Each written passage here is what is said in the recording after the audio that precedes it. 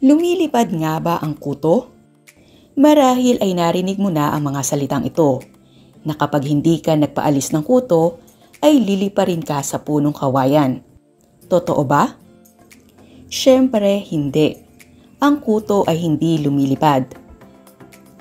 Ang kuto ay isang parasitiko na karaniwang matatagpuan sa buhok ng mga tao at sila ay hindi kayang lumipad. Ang kuto ay gumagalaw sa pamamagitan ng paggapang o pag-akyat sa buhok ng kanilang host. Ito ay may maliliit na paa na tumutulong sa kanila na dumikit sa buhok at balat.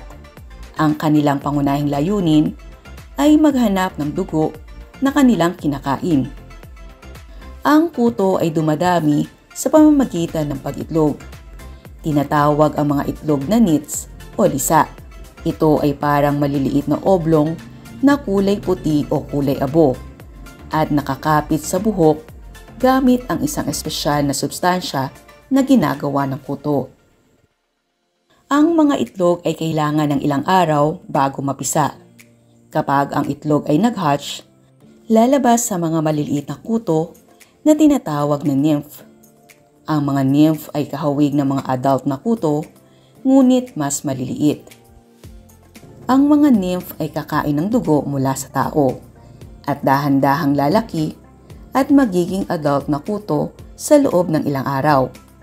Kapag ang kuto ay naging adult, maaari itong magsimula ng maglagay ng mga itlog at magpapatuloy ang siklo ng pagpaparami. Ang buhay na kuto ay karaniwang tumatagal ng 3 hanggang 4 na linggo. Ang haba ng buhay nila ay depende sa ilang mga factors, tulad ng pagkain gaya ng dugo at ang kapaligiran kung saan sila nakatira.